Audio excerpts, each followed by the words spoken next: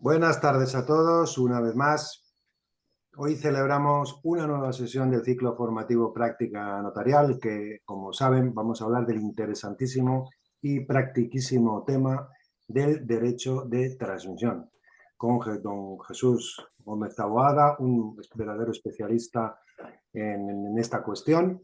Como saben, la dinámica de la sesión va a ser como siempre, es decir, vamos a dedicar aproximadamente 45 minutos a la exposición teórica de Jesús y luego 10 o 15 minutos para responder las dudas y preguntas que me quieran hacer a través del propio sistema de Zoom que permite hacer preguntas. Las escriben ahí, yo luego las leeré, unas de forma individual. Háganme preguntas que tengan sentido, ¿no? Porque luego las tengo que leer todas. O sea, preguntas bien hechas que realmente ignoremos y que añaden algo porque seguramente no podré leer todas. Como saben, normalmente subimos los materiales que nos proporciona el ponente a la web. En este caso no hay presentación PowerPoint ni falta que hace, mejor leer las cosas directamente y don Jesús nos los va a subir, nos la va a dar, a lo mejor no dentro de 2 o 3 días como solimos hacer, sino un poquito más porque lo quiere hacer perfecto y bueno, mejor es un trabajo perfecto que un trabajo imperfecto. Lo subiremos a la Fundación Notariado pues en unos días. Si no es esta semana, será a principio de la siguiente. Y como también saben, publicaremos nuestro podcast práctica notarial muy pronto, como mucho los otros días. Don Jesús Gómez Taboada pues es notario desde 1995 y ha estado como notario en Panes, Asturias, Tordera, Barcelona y el propio Barcelona. Es autor nada menos de 3 libros. Doy fe de que eso no es fácil de hacer. Uno de ellos es Derecho de sucesiones en Cataluña, teoría y práctica de Lex Nova, Valladolid 2012, Práctica notarial y derecho civil, Lex Nova, Valladolid 2012, Practicum de sucesiones de Thomson Reuters Avanzadi, Pamplona 2016. Ha formado parte también del Observatorio de Derecho Privado de Cataluña 2007-2019 y de la Comisión de Expertos designada para la revisión del proyecto de ley del libro cuarto de sucesiones del Código Civil catalán, año 2007. También es miembro de la sección internacional del Consejo General de Notariado, Escuela Peruana de Derecho, Notarial y Registral y de la Sociedad Notarial Cubana. También ha sido profesor de Derecho Civil en la Universidad Internacional de Cataluña, en el Máster de Acceso a la Abogacía, Colegios de Barcelona, curso de Derecho de Sucesiones, en fin, una vida repleta de cosas corporativas y cosas científicas, y eso es muy importante. Ha sido también conferenciante en las universidades de Lérida, Rey Juan Carlos de Madrid, Barcelona, La Habana, Medellín. Bueno, como pueden ver, es un perfil muy interesante para nosotros y seguro que nos va a poder explicar el derecho de transmisión. Le he pedido ya antes de que empezara que baje al mundanal ruido, a las cosas más sencillas, que es lo que necesitamos, porque como bien saben, el derecho de transmisión para los que tenemos una cierta edad es una pequeña cruz, porque cuando empezamos a hacer las oposiciones era una cosa bien sencilla y bien clásica, con la famosa teoría clásica, pues entraba en el patrimonio del que había fallecido después y luego pues iba a los sucesivos patrimonios, a los herederos del transmisario. Pero bueno, la innovación jurídica a veces está bien y a veces no tan bien. Y aquí, como consecuencia de una resolución del Tribunal Supremo, la cosa ha cambiado y nos ha complicado notablemente la vida. Estoy seguro que Jesús nos va a explicar estas pequeñas dificultades con la brillantez que le caracteriza. Así que Jesús, adelante. Tienes 45 minutitos. Muy bien, muchísimas gracias Ignacio por esta cariñosa acogida y presentación. También gracias a Pablo Vázquez, notario de San Feliu, que fue el que me también contactó juntamente con Ignacio. Y agradecimiento y reconocimiento a Francis Ochoa, Jaime Pérez y demás responsables de la Fundación del Notariado, a los que aplaudo desde luego el rigor con el que se aplica y se llevan a cabo estas ponencias. Bien, lo importante no es tanto ahora el currículum, sino que pueda ser clara la exposición. En principio, la exposición del lío en el que estamos no es muy difícil. Respecto a cómo salir, pues ya lo es más, habida cuenta de que no tenemos una varita mágica y aunque la tuviésemos, pues no depende exclusivamente de nosotros. Voy a seguir la siguiente estructura. Me gusta anticiparla para que se sepa cuáles son los epígrafes que voy a tratar. En primer lugar, dado que vamos a hablar del Jus Transmissionis, derecho, me voy a referir en qué consiste el Jus Transmissionis y cuándo aparece. En segundo lugar, diré por qué se trata ahora, ya llevamos aproximadamente 7 o 8 años dándole vueltas al Jus Transmissionis y explicaré la razón por la que es objeto de disputa, polémica y necesidad de tratamientos.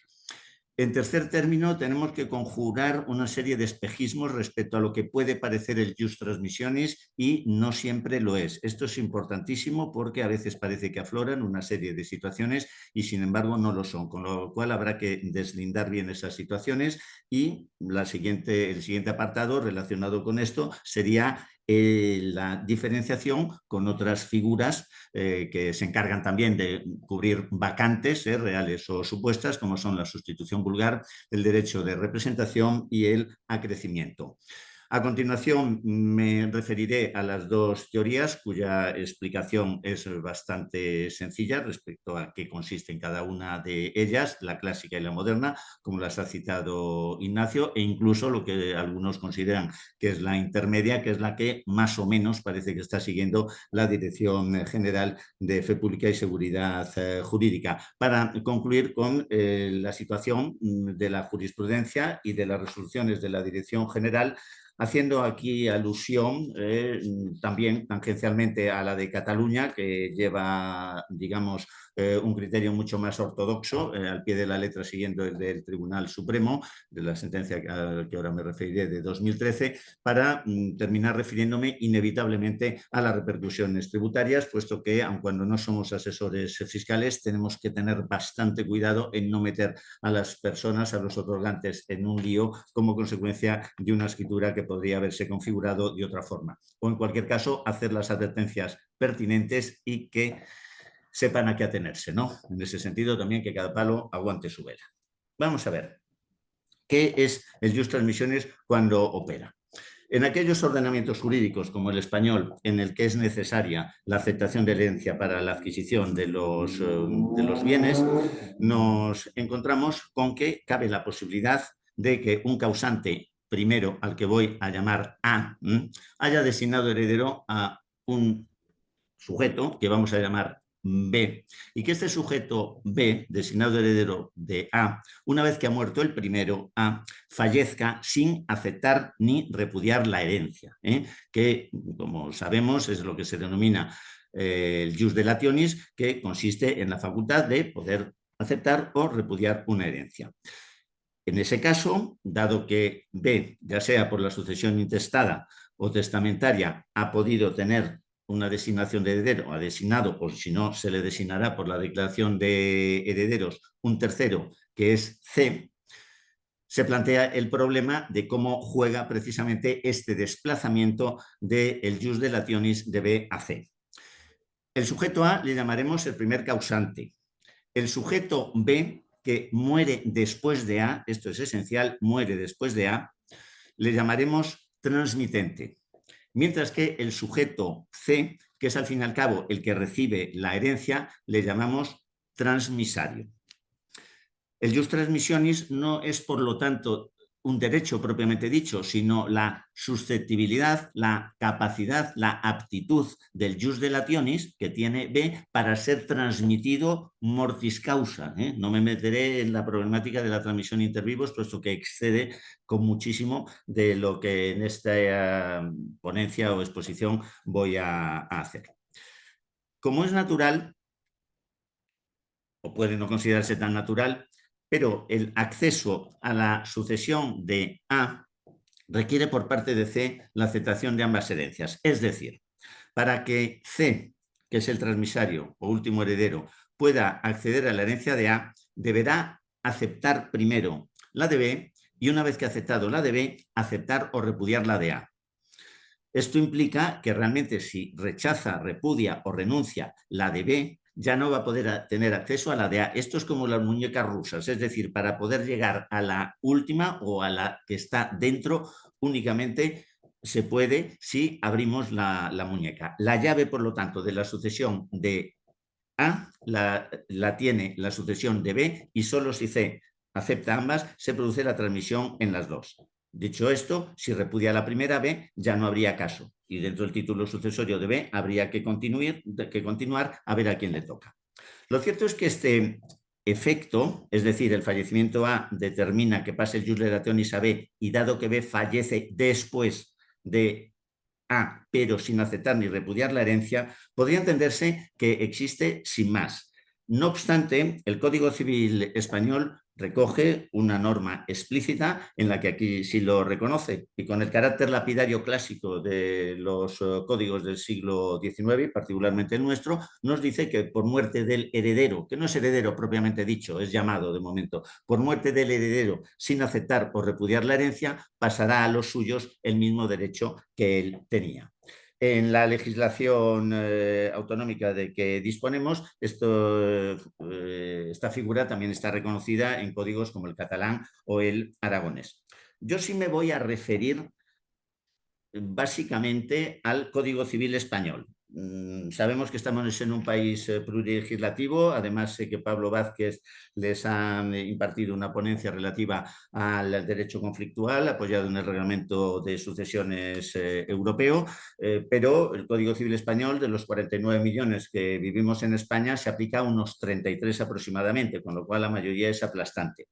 Sí les recuerdo que en el caso de que haya un elemento internacional, el criterio básico es la residencia y que si el sujeto reside en España se aplicará la ley española. Ahora bien, una vez que se aplique la ley española, tenemos que distinguir entre que el sujeto causante sea español o no sea español. Si es español, dado que tiene vecindad civil, habrá que acudir al criterio de la vecindad civil, artículo 9.8 del Código Civil español, mientras que en el caso de que sea un extranjero, que por concepto carece de vecindad civil, habrá que aplicar directamente la residencia. Esto lo hago para que sepan que no siempre se aplicará el Código Civil español, cabe la posibilidad de que tengamos que aplicar el gallego, el aragonés o el navarro. Ya saben que en el mapa de España todas las regiones o comunidades autónomas que disponen de legislación especial son las que están situadas en el norte, a excepción de Asturias y de Cantabria, y después hay que añadir Baleares. Y ninguna otra tiene especialidades salvo la particularidad del fuero del bailío. Con lo cual, una regla mnemotécnica, mirando el mapa, nos lleva a que tienen legislación especial y por lo tanto también habría que ver las particularidades en el Ius Transmissionis, Galicia, País Vasco, Navarra, Aragón, Cataluña y las Islas Baleares. Bien, ¿por qué tratar ahora del derecho de transmisión? En mi caso ya la tercera vez en unos pocos meses que lo hago y ante foros tan distintos como la Asociación Española de Asesores Tributarios o el Colegio de Abogados de Gerona. Sin embargo, me impone bastante más, puesto que al fin y al cabo los notarios y particularmente los oficiales de notarios son la legión o la infantería marina, es decir, los que se topan de verdad con el problema y cómo solucionarlo y además hay que solucionarlo. El decir que no, como sabemos, no es una respuesta. Bien, hay algunas razones clásicas que compelen hablar del derecho de transmisión y otras más modernas. Respecto a las clásicas, vamos a ver, el jus transmissionis, el derecho de transmisión, puede implicar un golpe de timón o un volantazo a la herencia totalmente inesperado y que van a recaer los bienes en un sitio diferente que aquel que estaba previsto. Puesto que si efectivamente A había designado heredero a B y había designado sustitutos vulgares de B, como es el caso que vamos a denominar D y E, pero muere B, el transmitente, sin aceptar ni repudiar la herencia, el desplazamiento se produce al heredero de B, que es C. Insisto, de heredero testado o intestado, de la misma suerte que la relación entre A y B puede ser de sucesión testamentaria o sucesión intestada. Con lo cual, es que si en vez de haber muerto un mes después B hubiese muerto un mes antes, entrarían los sustitutos vulgares. Y la muerte sucesiva de B lo que hace es que nos lleven los bienes a una persona que puede ser totalmente distinta. Ojo que no siempre hay legítimas en las sucesiones y aquí traigo a colación un caso que en algunas ocasiones nos hemos encontrado. Este es el caso del fallecimiento casi simultáneo de 2 personas como consecuencia del naufragio del buque Costa Concordia en enero del año 2012. Era un matrimonio sin hijos, pero cada uno de ellos con sus hermanos. El caso me lo contó un notario italiano. Habían hecho un testamento cada uno de ellos en el que se nombraban herederos recíprocamente y subsidiariamente, como sustitutos vulgares, es decir, herederos subsidiarios para el caso de que el otro muriera antes, cada uno de ellos designó a sus propios hermanos.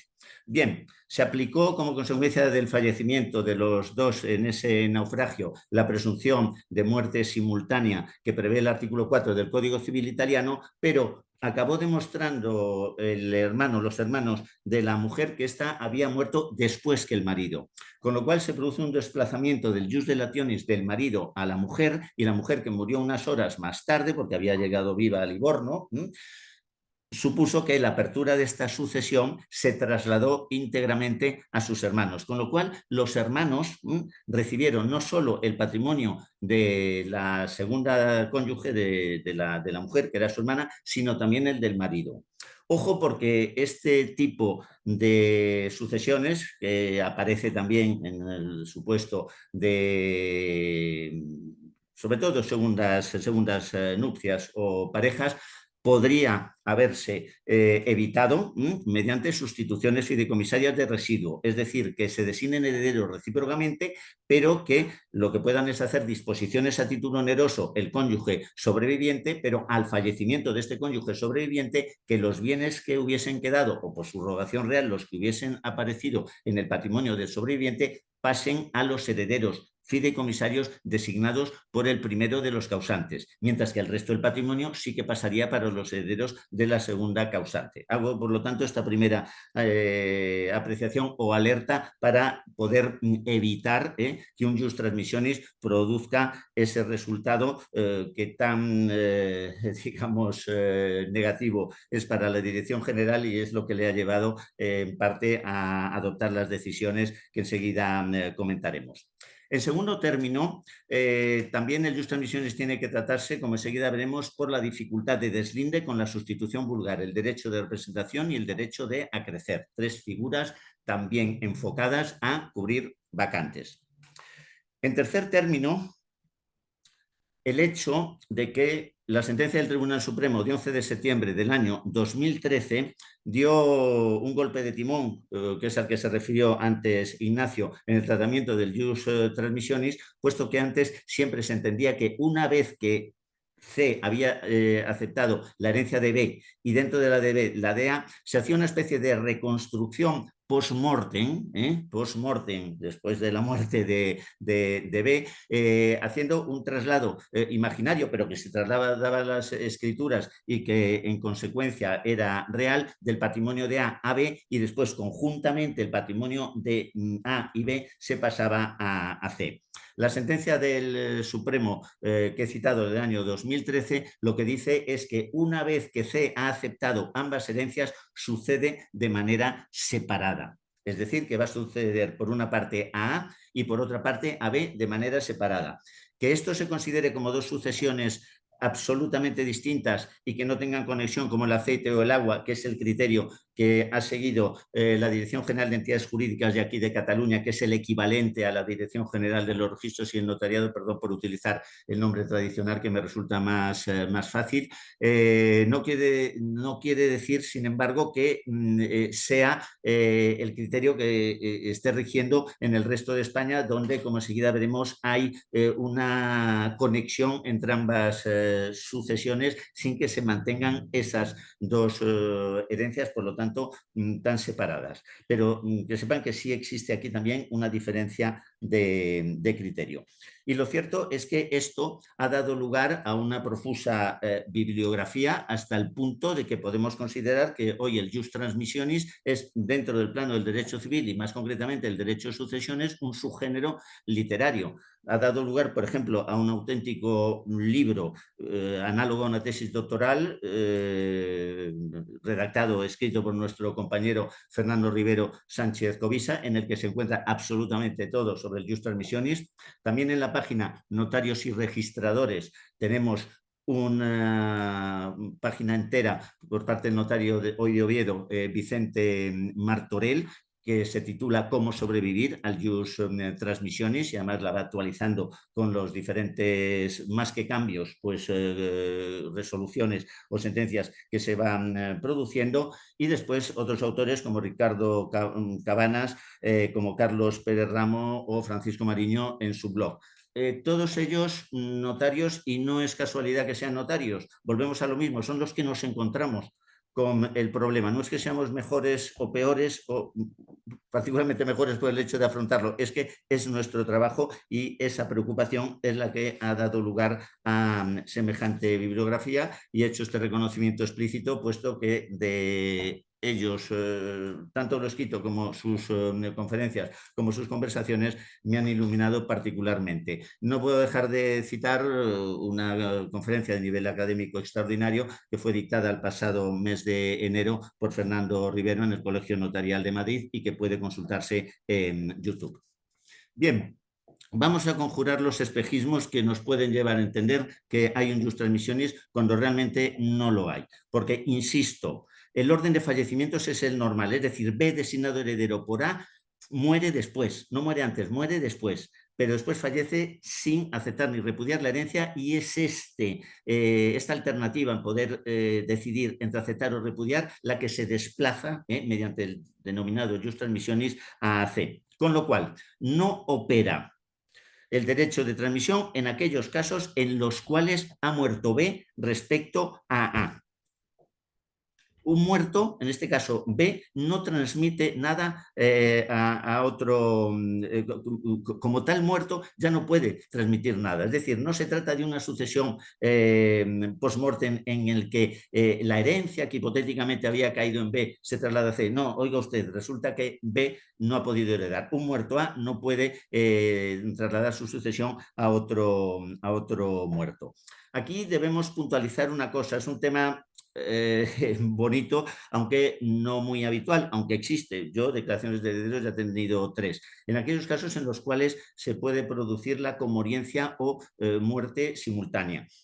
Es muy difícil que dos personas, y aquí me estoy refiriendo a la relación de muerte previa o no de A y B, es muy difícil que dos personas mueran al mismo tiempo. Pero bueno, esto puede ocurrir en atentados, en accidentes o en naufragios como el que antes hemos mencionado. Y en estos casos, unas legislaciones optan por unos criterios de determinar quién ha muerto antes en función de la edad o el sexo, y otras, como es el caso del derecho español, dentro de España también el catalán, el Código Civil italiano que he mencionado, por la presunción de comoriencia, o lo que es lo mismo, muerte simultánea. Pero es una presunción juris tantum, en el sentido de que cabe la posibilidad de destruirla. Por eso el artículo 33 del Código Civil español nos dice que si se duda entre dos o más personas llamadas a sucederse quién de ellas ha muerto primero, el que sostenga la muerte anterior de una u otra debe probarla. Y a falta de prueba se presumen muertas al mismo tiempo y no tendrá lugar la transmisión de derechos de uno a otro. No tendrá lugar la transmisión de derechos de uno a otro. Ahí estamos hablando precisamente del Jus Transmissionis. ¿Cuál es la moraleja? Como decía Rodríguez Adrados, comoriencia es premoriencia, en el sentido de que cada uno de ellos se considera premuerto respecto al otro y por ende no se trasladan los derechos de uno al otro ni viceversa. Entran en juego los nombramientos subsidiarios, sea el sustituto vulgar o, en el caso de que no haya sustituto vulgar, los coherederos si es que los hay, y si no, habría que abrir la sucesión intestada, y en el caso de la intestada, pues en su caso operaría el derecho de transmisión o el acrecimiento, o ir pasando a los sucesivos órdenes.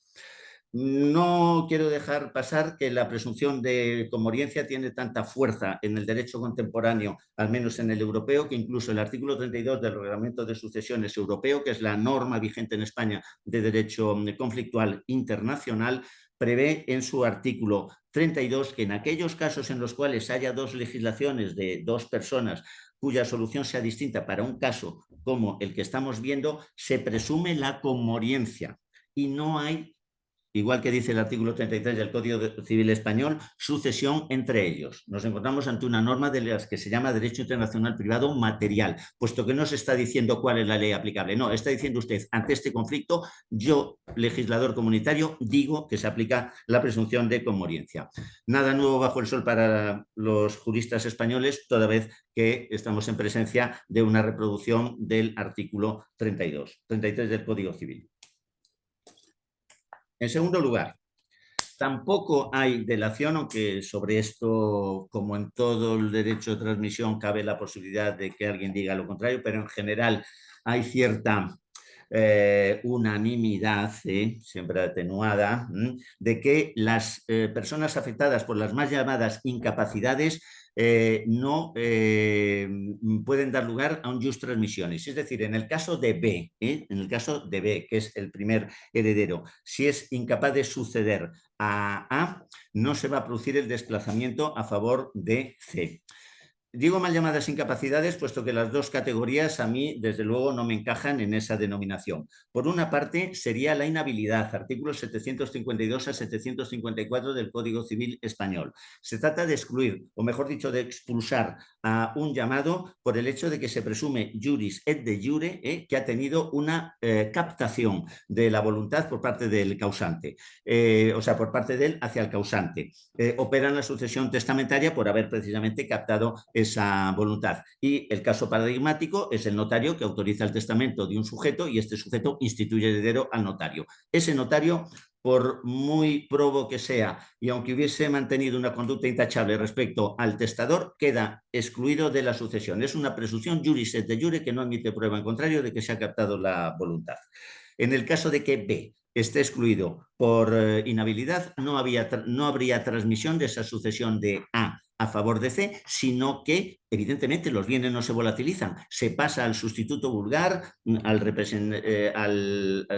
los coherederos o en último término, dado que el derecho de representación no podría operar en esta hipótesis en concreto, a la siguiente sucesión si es que no hay ningún coheredero que heredase. El otro grupo de las causas de la mal llamada incapacidad es la indignidad. Aquellas sí son comportamientos agresivos, desfavorables, delictivos, harto nocivos del heredero B respecto al testador A. Artículos 755 y siguientes del Código Civil Español.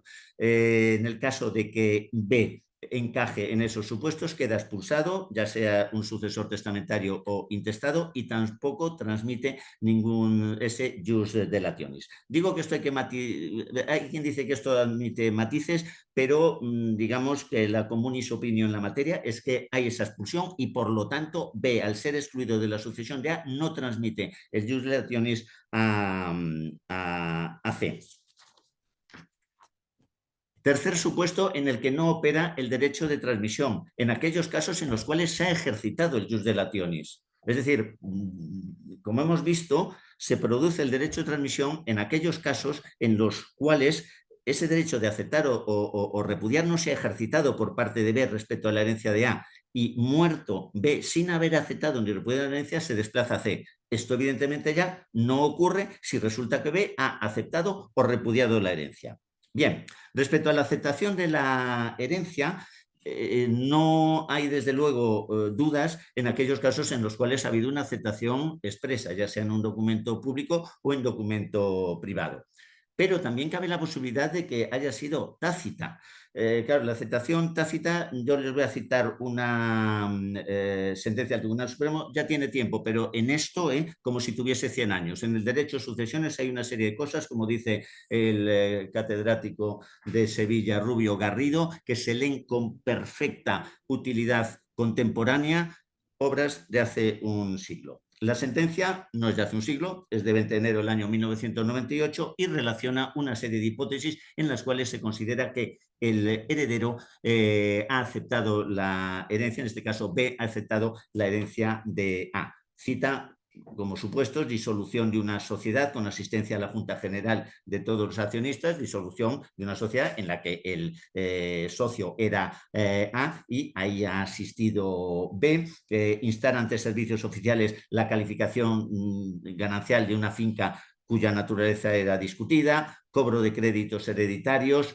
Bien, hay muchas actividades o acciones que estarían en el terreno de lo dudoso, en el sentido de que podrían implicar o no aceptación de herencia. Esta misma sentencia sí dice algo muy interesante, y es que la liquidación del impuesto sobre sucesiones no implica necesariamente la aceptación de la herencia. Es decir, si B ha liquidado la sucesión desde el punto de vista tributario de A, no necesariamente eso implica la aceptación.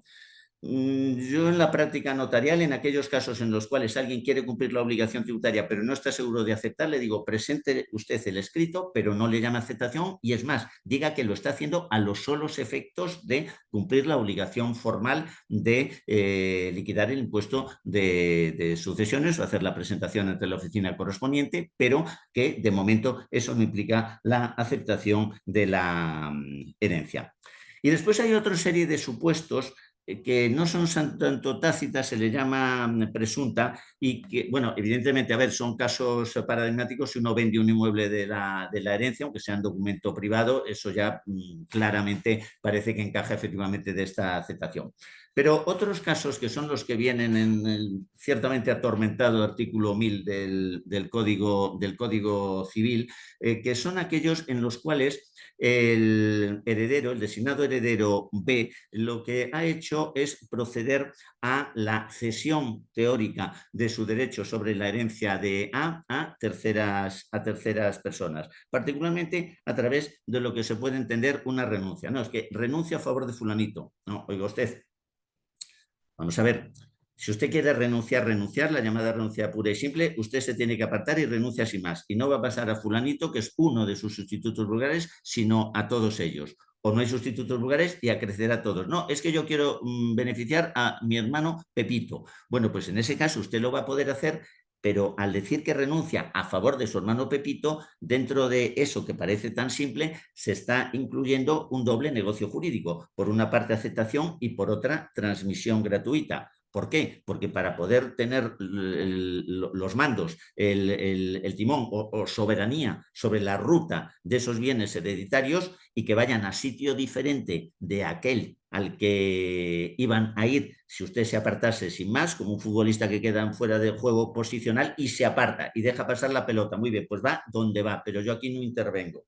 En ese caso, si uno quiere que vayan a sitio distinto, se presume, y más que se presume, que es de cajón, que lo que tiene que hacer primero es aceptar, aunque esa aceptación vaya, insisto, implícita o íncita dentro de esa manifestación de que va a ir a persona diferente a la que correspondería. Esto tanto en la sucesión testamentaria como en la intestada, con lo cual no se líe mucho con leer a ver si un asunto encaja o no en el artículo 1000. Sencillamente, cuando va a persona distinta de las previstas o de la prevista, hay aceptación más transmisión. Y también, como es natural, desde el punto de vista tributario, un hecho imponible como sucesión y un segundo hecho imponible como donación. Y si lo que se está haciendo es vender, pues el segundo hecho imponible como transmisiones patrimoniales con el tipo impositivo que en su caso corresponderá. Bien, cabe la posibilidad, no obstante, de que se repudie propiamente, como he dicho, una repudiación pura y simple. Tanto la repudiación pura y simple como la otra, aunque la otra en rigor no es una repudiación, la que acabo de explicar, vamos a centrarnos en la pura y simple. Esta realmente va a ofrecer pocas dudas de si se ha producido o no, puesto que tiene que formalizarse en escritura pública. Es uno de los pocos requisitos ad solemnitatem que se prevén en el derecho privado español. La pérdida en las facultades de Derecho y en general en los estudios jurídicos de la teoría general del negocio jurídico ha hecho que a veces se pierda un poquito la perspectiva de qué significa una forma ad solemnitatem. La forma ad solemnitatem significa que es requisito esencial una determinada formalidad, en este caso la escritura pública. Esto quiere decir que si desde el mismo momento en el que nace el negocio jurídico no está un notario allí, no se hace escritura pública, ese negocio jurídico no es nada.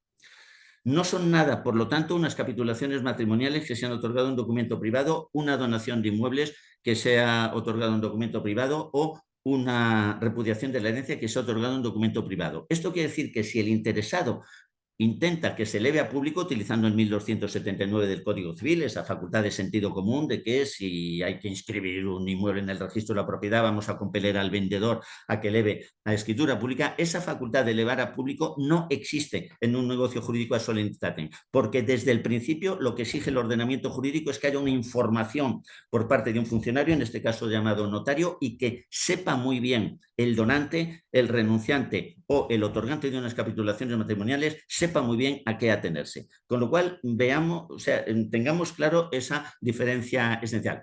Esto no quiere decir que si dos cónyuges dicen, no, es que vamos a elevar a público unas capitulaciones matrimoniales, bueno, pues a un juicio magnífico, pero las harán en escritura pública ex novo. No cabría la posibilidad, en mi opinión, de elevar a público una cosa pasada. Sin perjuicio de que se les puedan atribuir efectos retroactivos y bien, en general, el derecho todo lo puede admitir y si están de acuerdo seguramente se permitiría. Muy bien. Antes de entrar en la colisión de licencias con otras figuras, sí quiero hacer mención de una cuestión práctica en las declaraciones de herederos, en aquellas declaraciones de herederos en las que son de A y ya se sabe que B ha fallecido, ha posmuerto, y que da lugar, por ende, al jus transmissionis. Aquí es conveniente, a mi juicio, hacer un añadido, una especie de manifestación adicional diciendo que, dado que este señor ha fallecido en el año 2023, dejó como herederos estos 3 hijos. Esta pues una sucesión intestada, pero este hijo X posmurió al causante, dejando a su vez un testamento o diciendo sin más que existe título sucesorio o sin ni siquiera mencionar el título sucesorio porque a lo mejor todavía ni siquiera se ha indagado si había otorgado testamento o no, sino que se sepa, especialmente cuando el notario que va a otorgar la posible escritura de aceptación o adjudicación hereditaria, que sepa que uno de los herederos designados en esa declaración de herederos ya no está vivo y que por lo tanto se va a producir un jus transmissionis. Realmente de lo que he expuesto ya se puede deducir con cierta facilidad, creo, la colisión con otras figuras, que es una colisión más aparente que real. La sustitución vulgar está prevista en general, si no se designan casos, para todos aquellos supuestos en los cuales B no está en el momento del fallecimiento de A, ya sea por premoriencia, ya sea porque renuncia, que produce efectos retroactivos al tiempo del fallecimiento, o ya sea por la exclusión que hemos visto.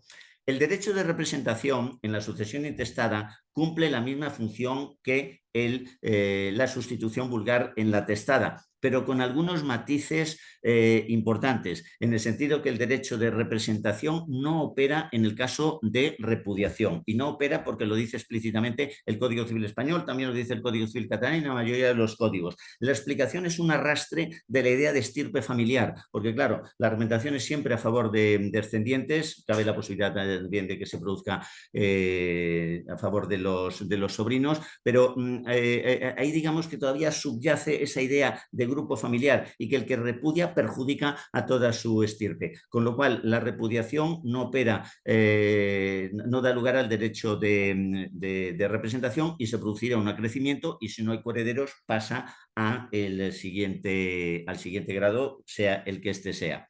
Y por último tenemos el acrecimiento, que normalmente es subsidiario tanto de la sustitución vulgar en la testada como de la representación en la sucesión intestada. Ojo, porque cabe la posibilidad de, en las hipótesis de sustitución vulgar, incluir el derecho de transmisión. Yo he visto pocos, pero algunos testamentos en los cuales así lo había puesto el testador, deduzco que por sugerencia del notario, de manera que dentro de la sustitución vulgar se indican todos los casos previstos en el Código Civil o los legalmente previstos, que son todos en los cuales ese sujeto no llega a heredar por premoriencia, incapacidad o renuncia, y además el caso de que haya posmuerto al causante, pero sin haber aceptado ni repudiado la herencia. Algunos, como Vicente Martorell, aconsejan poner un plazo. Oiga usted, es que si resulta que después muere sin aceptar o repudiar la herencia al cabo de 25 años, parece que aplicar aquí la sustitución institución vulgar es un poco extemporáneo. Bien, también es cierto que después de pasar tanto tiempo, la aceptación de la herencia podría quizá haberse acreditado, que eso es otra de las cuestiones que pueden dar lugar a enervar el derecho de transmisión. Es decir, cabe la posibilidad de que no exista una aceptación formal y solemne, pero sí una aceptación tácita en los términos a que antes me he referido. Y aquí lo que puede convenir, probablemente en las notarías en las que ustedes trabajan más de una vez se ha hecho, es un acta de notoriedad en la cual se acredita que ese sujeto B, ese transmitente, había llevado a cabo una serie de actos que implicaban la aceptación de la herencia. En ese momento estamos enervando el jus transmissionis. Bien, vamos con las dos teorías. La teoría clásica, antes la esbocé, se presumía una vez que C ha aceptado la herencia de B y dentro de la de B ha aceptado también la de A, que hay que reconstruir la primera transmisión de A a B, tanto desde el punto de vista civil como desde el punto de vista tributario, y si no está prescrita, de lo cual ahora hablaremos, que también tiene su miga desde el punto de vista fiscal, pues hay que hacer la tributación de A a B y después, sumados los patrimonios de B y A, se transmiten a C, dado que este también ha aceptado, y se produce también una nueva liquidación. La tesis moderna, sin embargo, lo que dice es que una vez que C ha aceptado las dos herencias, recibe las dos de manera directa sin que tenga que pasar entonces por el título sucesorio de B. La herencia de A la recibiría directamente y la de B también. Bien, el planteamiento clásico o tradicional duró hasta la sentencia del Tribunal Supremo de 11 de septiembre del año 2013, en el que en un asunto relacionado con una partición que a un contador partidor le exigían que partiese las dos herencias conjuntamente, el contador partidor dijo no, a mí se me ha pedido que parta únicamente la herencia de B, con lo cual yo en la herencia de A no me meto. Y el Tribunal Supremo le dio la razón en el sentido de que debían entenderse como dos herencias separadas. Con todo, el Tribunal Supremo no solucionó las cosas que a partir de ahí empezaron a ser problemáticas por la falta de seguimiento a partir del año 2018 de la Dirección General de los Registros y el Notariado. No dijo claramente si ese jus delationis dentro de la herencia de B, porque el jus delationis sí que existía al tiempo de su fallecimiento, tenía o no valor económico. Tampoco dejó de una manera nítida qué es lo que pasaba con los derechos de terceros sobre el patrimonio de B, si se extendían o no a A, y tampoco si deberían intervenir estas personas o no en la partición. Pero aquí vamos precisamente a la esencia del problema. Vamos a ver, si tantas vueltas, ¿por qué tantas vueltas se le está dando a la doctrina clásica o doctrina moderna si al final el que recibe todo es el transmisario? Si al final es C el que recibe todo, ¿a mí qué más me da que llegue a través de B o que llegue directamente de A? Yo me quedo con todo el patrimonio. Esto no es así. El quid de la cuestión son los derechos de terceros. ¿De qué terceros? Los derechos de terceros sobre el patrimonio de B, sobre la herencia de B. Pensemos los legitimarios que tiene B. ¿Por qué? Vamos a poner un ejemplo. En el caso de que sigamos a rajatabla la tesis moderna y A tenía un patrimonio de 400, mientras que B tiene un patrimonio de 200, la diferencia es muy grande, puesto que si consideramos que los legitimarios de B se van a quedar exclusivamente con los 200 de B, va a tener exclusivamente las 2/3 partes de esos 200. Pero claro, si consideramos que estos derechos legitimarios de los legitimarios de B van a extenderse además al patrimonio de A, ya esos 2/3 no van a ser de los 200, sino de los 400. Y la cosa cambia mucho, porque lo que va a recibir el transmisario va a ser muy distinto. Si se puede permitir una agresión por parte de los legitimarios de B al patrimonio de A.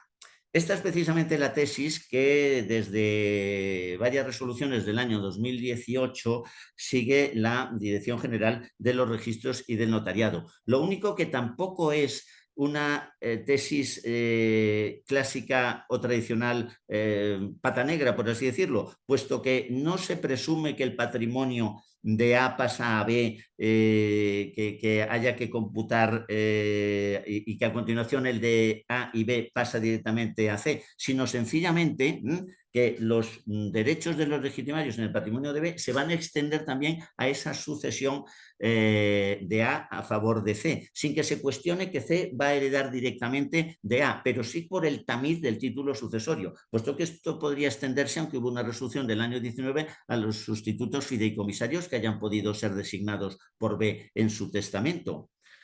Y también el caso clásico y paradigmático, el derecho del cónyuge viudo, es decir, el usufructo del cónyuge viudo. El usufructo del cónyuge viudo se extiende solo al patrimonio de B o se extiende además al patrimonio de A. Las cosas cambian bastante. Entonces, la Dirección General de los Registros y del Notariado ha venido insistiendo en la participación de los legitimarios y en especial del cónyuge viudo a la hora de partir los bienes no solo de B, sino también de A. Aquí la solución es, bien, por una parte, que comparezca el cónyuge viudo y que se los adjudique. Realmente estamos haciendo en ese caso una cosa distinta de lo que dijo el Tribunal Supremo, pero lo cierto es que como nos vamos a topar con una calificación previsiblemente negativa y una resolución de la Dirección General de los Registros y el Notariado, si es que la recurrimos, que también le va a dar la razón al cónyuge viudo, pues solemos tomar por la calle más fácil y decir, pues vamos a dárselo. Lo que ocurre, y que el viudo lo acepte, lo que ocurre es que en algunas ocasiones también se ha dicho, no, es que puede comparecer el cónyuge viudo sin más a dar su consentimiento. Bueno, pero ¿qué naturaleza es ese consentimiento si no se lo está adjudicando?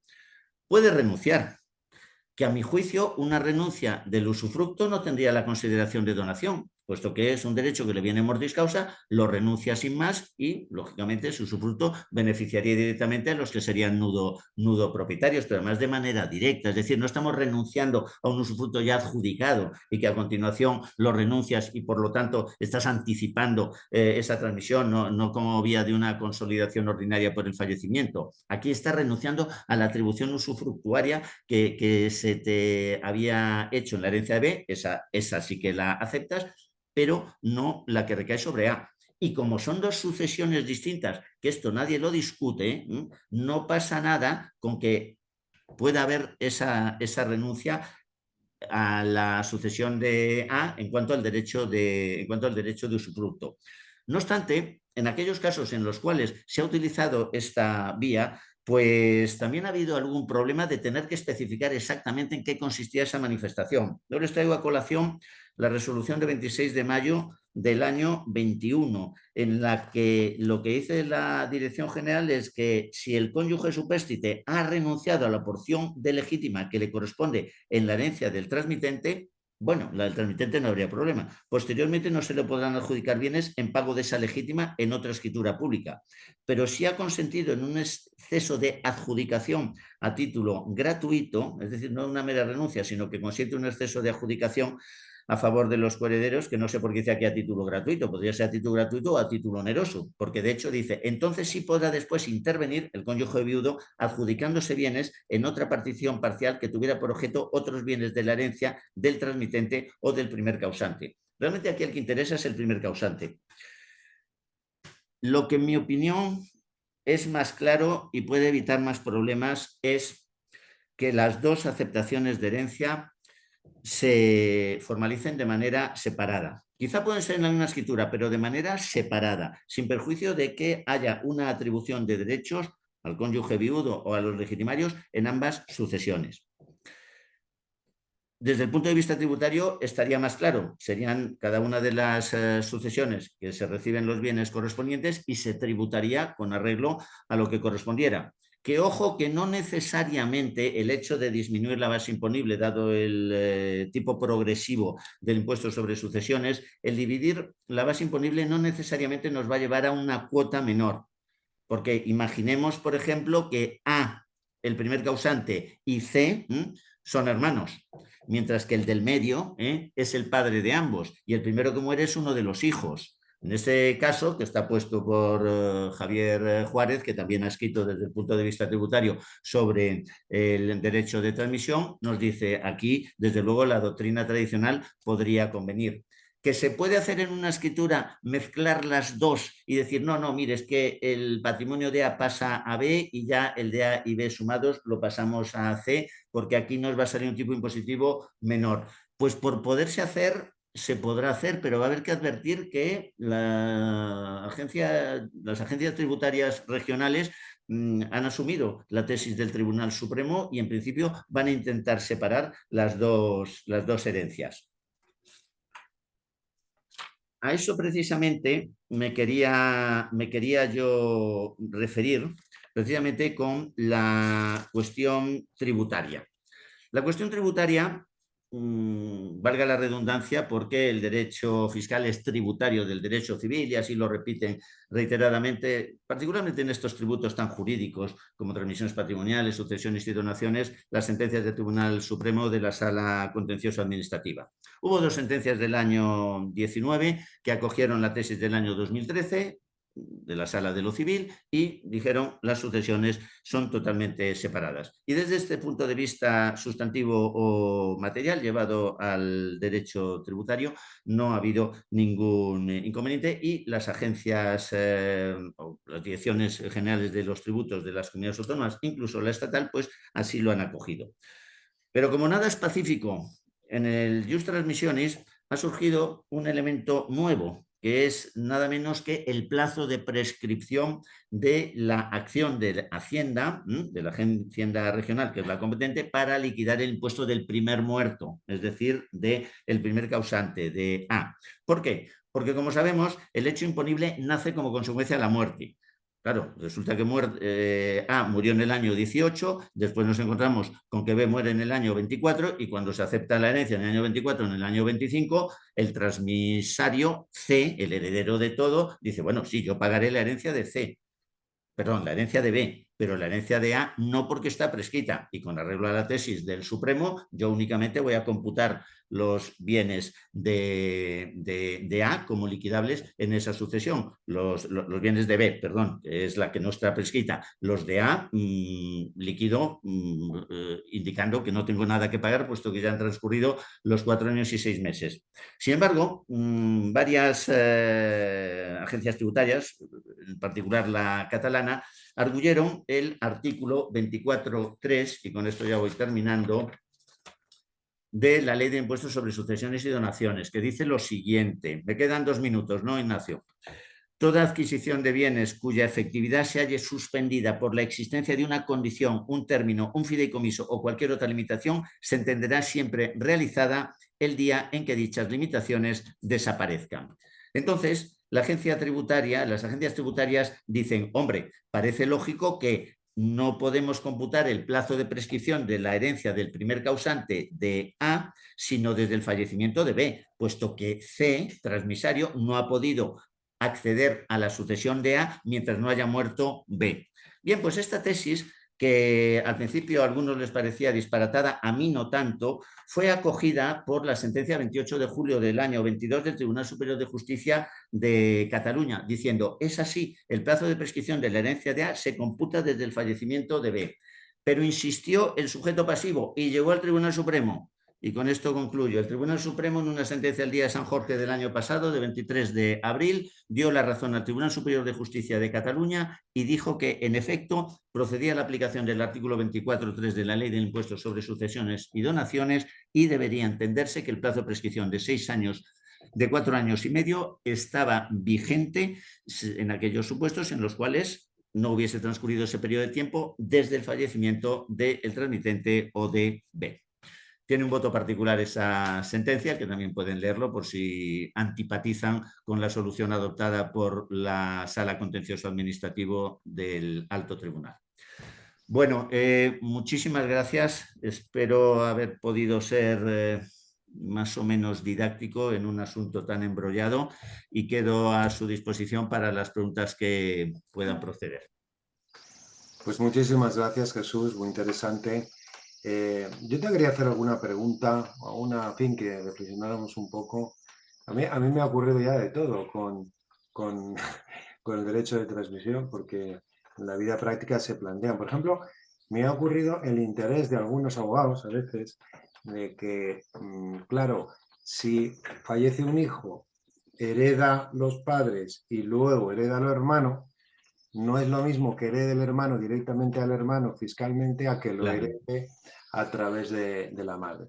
Pero en alguna ocasión hemos ocurrido a la argucia, que luego he visto por ahí alguna resolución en el ámbito fiscal que lo acepta, que es si, por ejemplo, lo que se le ha dejado a la madre o al ascendiente es un legado. Es decir, este derecho de transmisión podría obviarse en aquellos casos en los que estamos hablando de legados, dado que el legado se entiende inmediatamente aceptado y por tanto el colateral, el hermano, podría entenderse que ha adquirido directamente de su hermano. Bueno, en este caso sería lo contrario, es decir, que se puede jugar con el hecho de que el legado se adquiera inmediatamente para obviar cuando no te interesa el derecho de transmisión. ¿Cómo lo ves eso? Es decir, A no ver, sé si si me efectivamente, explico. sí, sí, sí, claro, en el Código Civil Español queda bastante claro que el legado sin perjuicio de su repudiación se entiende ya atribuido, con lo cual en el campo del legado ahí yo creo que no habría just transmissionis. La Ah, cuestión es ¿por qué le llega la delación al hermano? Porque si le llega la delación al hermano, es que por vía just transmissionis es que alguno fue instituido heredero y este murió sin aceptar o repudiar. Pero si claro. es un legado que pasa al padre y después del padre al hijo y no se ha aceptado por el padre, en mi opinión aplicaría tu criterio, no just Sí, o sea, transmissionis. podría ser, por ejemplo, un ascendiente instituye o lega a un ascendiente, a un descendiente, un bien y el heredero de este descendiente es un hermano. Entonces, no es lo mismo que el último herede a su hermano a que se entienda que ha heredado directamente al padre, ¿no? Entonces, a veces hay casos en los que el juego del derecho de transmisión por un legado no te interesa que haya derecho de transmisión y en otros casos sí, sí te interesa, depende. Entonces, lo que digo es que cuando se trata de un legado, quizá no es necesario, puede no haber derecho de transmisión, porque se ha adquirido directamente. Sí, lo único que se interesa es, como has dicho tú ahora, que se herede directamente del padre, pues podría a lo mejor retorcerse el O sea, quiero argumento. decir que no quede directamente, sino que se entienda que el intermedio, o sea, Sí, fallece el padre, hereda el hijo. Entonces, sí. como es un legado, ha aceptado directamente. Y por Sí, tanto, yo heredo eh, del intermedio y me puede interesar por razones de tipo fiscal. en ese ejemplo en principio no interesaría, porque estás heredando de tu hermano. Y al revés, Sí. habría que intentar argumentar que en el legado también puede haber just transmissiones y que entonces tú lo aceptas, pero que realmente estás heredando a tu padre. Me No, sería, parecería. por ejemplo, un caso de que fallece un hijo, hereda la madre y luego hereda otro hijo. Entonces, en este caso, si es un legado, se puede entender que la madre lo había adquirido ya y por Por tanto yo supuesto. Sí, sí, sí. estoy heredando Claro. al... Es que ese es el ejemplo que también notarios y registradores puso en su Sí, día y después nos lo podemos encontrar en la práctica Javier Juárez, en el sentido de que heredar directamente de tu hermano por el juego del Just Transmissionis, pues se puede enervar si consigues que se acredite una aceptación tácita de la herencia por parte del padre intermedio, puesto que entonces así sube a un ascendiente y después baja el descendiente y en consecuencia la base, no la base imponible, sino la cuota tributaria sería muy inferior. hago algunas preguntas que me hacen. Dice, ¿instar la declaración de herederos se puede considerar una aceptación tácita? Es que ni siquiera sé si está resuelto. Y Yo aunque hay creo que instar la personas, declaración de herederos no, yo creo, ¿no? Eso no... eh, claro, porque al fin y al cabo es que, vamos a ver, sería equivalente, pienso yo, ya me dirijo al que ha hecho la pregunta, casi casi a pedir la copia del testamento, es decir, oiga, yo quiero tener el título sucesorio. El título sucesorio, mire, sí, le designo heredero y le doy copia del testamento. Bueno, a partir de ahí, ahora veré si me interesa aceptar o no. Yo, en principio, si no va unido a otros actos, no lo consideraría como Eso tal. es. Le dice otro, entonces a la hora de tributar, si la herencia de A está prescrita y la de B está en plazo, ¿tributarían las dos herencias? Así es. Así Pues, es, con arreglo ya al criterio máximo que podemos tener en España, que es el del Tribunal Supremo, 23 de abril del año 2024, del año pasado. otro te pregunta, buenas tardes, ¿C podría heredar directamente a A sin tener que aceptar la herencia de B? ¿La aceptación de la herencia de A implicaría la aceptación tácita de la herencia de B? Hay casos en que alguno así lo ha considerado, en el sentido de que ya estando una persona más o menos familiarizada con la herencia de B, ha aceptado la de A y entonces les han dicho, como evidentemente tú no puedes llegar a la de A si no aceptas la de B, pero has hecho esto, te vamos a considerar que ya has aceptado. Hay precedentes de que es así y tiene bastante sentido. Mira, aquí va una pregunta también, lo que yo creo que he preguntado al principio. ¿Qué ocurre en el caso del legado? Un ejemplo práctico. A fallece con 3 hijos y a uno de ellos le lega un inmueble. Le sustituye por sus herederos en caso de premoriencia o incapacidad, pero no de renuncia. Este hijo o B fallece después de A sin testamento y sus... Uy, esto ya es un dictamen, tú. Fallece después de que A, sin testamento y sus hijos y esposa renuncian a la herencia. ¿Qué ocurre con el legado? ¿Se refunde la herencia de A sin más o hay que determinar los herederos de B y a ellos iría el jus de lationis? Bueno, en definitiva es un poco lo que decíamos antes. A ver, B ha sobrevivido, ¿no? Pero, Claro, pero no se ha manifestado. O sea, no. es que ha introducido él ahí el asunto de que la La renuncia renuncia, no estaría prevista para la sustitución vulgar, lo cual es perfectamente posible, pero no sé qué influjo tiene en ese caso, porque parece que este legatario fallece sin haber aceptado fallece el después de A, lo funcionamiento. cual la sustitución ya no sirve para nada. Exactamente, es decir, muy bien, ha sobrevivido y además no ha renunciado al legado, que es lo que hubiese dado lugar al acrecimiento, dado que no hubiese habido sustitución vulgar. No, no, ahí, claro, lo que pasa después dice que hay unos herederos de este legatario. En el patrimonio del legatario, a mi juicio, se incluye ese legado, ese legado o como mínimo el poder, El derecho de aceptar o repudiar, el pero poder recibirlo. en la Si de la teoría declaración. clásica sería el propio legado, claro. Claro, y entonces no sé, se hace una declaración de herederos y dice que en la declaración de herederos esos herederos renuncian al legado. Bueno, pues yo creo que acrecería a los colegatarios. En el momento en el que se produce la renuncia por parte de los que tendrían derecho a hacerlo, que yo creo que son los herederos de ese legatario, acrecería a los colegatarios, en mi opinión. O, perdón, si no había colegatarios, sino que caería en la herencia. Caería en la herencia cualquiera que fuesen ya los herederos, fuesen esos legatarios u otros. Sí, Me me parece pregunta que la también solución que alguien, da es la correcta. Irene Alcón pregunta si la aceptación de la herencia es un negocio jurídico solemnitatis. ¿Podría C aceptar por derecho de transmisión la herencia dada mediante un documento privado?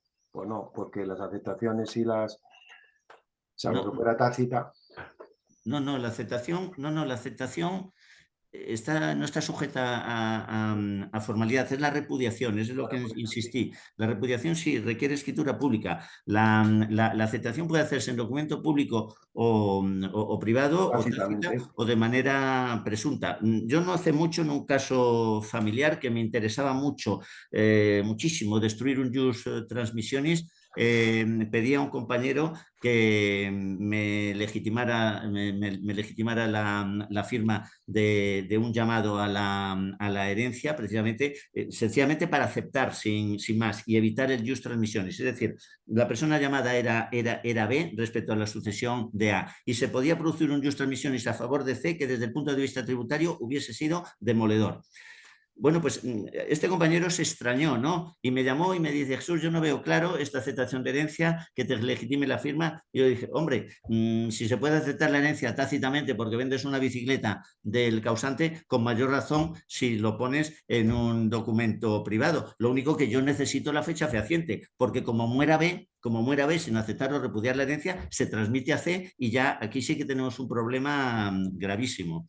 Con lo cual, no es requisito solemnitate en la escritura pública en la aceptación, pero sí en la repudiación, y por eso me había extendido. Tiene todo su sentido, es decir, el denominador común a los negocios jurídicos ad solemnitatem suele ser un negocio jurídico de carácter gratuito e irrevocable, como es el caso de la donación de inmuebles, como es el caso de los pactos en previsión de ruptura, las capitulaciones matrimoniales, que distintos quedan sometidos a lo mejor a separación de bienes o sociedad de gananciales, y después unos casos ya que yo llamo anómalos, como es el caso de la escritura pública en el caso de la hipoteca o la transmisión de participaciones sociales. Pero la esencia o sustrato común al negocio jurídico ad solemnitatem en el Código Civil español es ese. Me pregunta también, esposa e hijo del causante no aceptaron ni adjudicaron la herencia, pero sí liquidaron impuestos. La esposa era usufructuaria y los hijos nudo propietarios. La esposa ha fallecido, dice que aceptó tácitamente la herencia y consolidamos dominio o directamente adjudican el pleno dominio a los hijos. Bueno, si ha fallecido, pues ha fallecido y no hay usufructo, entiendo, ¿no? Es que no sé ahí si habría... No entiendo muy bien lo que dice. Es que creo que no habría diferencia de tributación si directamente se adjudican la plena propiedad o se adjudican la nuda propiedad como con carácter retroactivo al momento de la muerte del primero y ahora por el fallecimiento del segundo por la vía de consolidación. Porque al fin y al cabo, como se adquirió ese usufructo por parte de la madre, mortis causa, el mismo título por el que tendría que tributar ahora es también mortis causa. Creo que no habría diferencia de tributación. Yo, por simplificar, me adjudicaría la plena propiedad. Bueno, Jesús, pues estas hay. No sé si alguna cosa querías tú añadir. No, muchas gracias por la atención a todos los presentes y, bueno, me has dado demasiado plazo. No, yo prometo que esta semana remitiré el texto para que ya puedan disponer del mismo, especialmente porque he preferido no citar fechas de sentencias y resoluciones, pero ahí sí figurarán por si necesitan consultarlas. Bueno, pues muchísimas gracias, Jesús.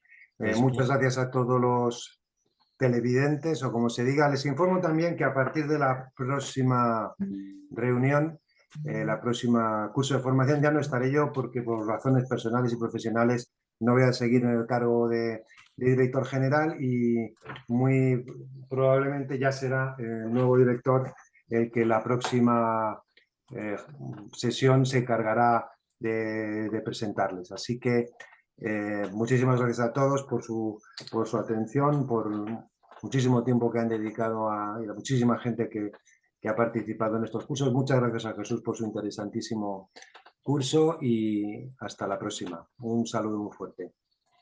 Un abrazo muy fuerte. Hasta luego. Un abrazo. Adiós. Y gracias.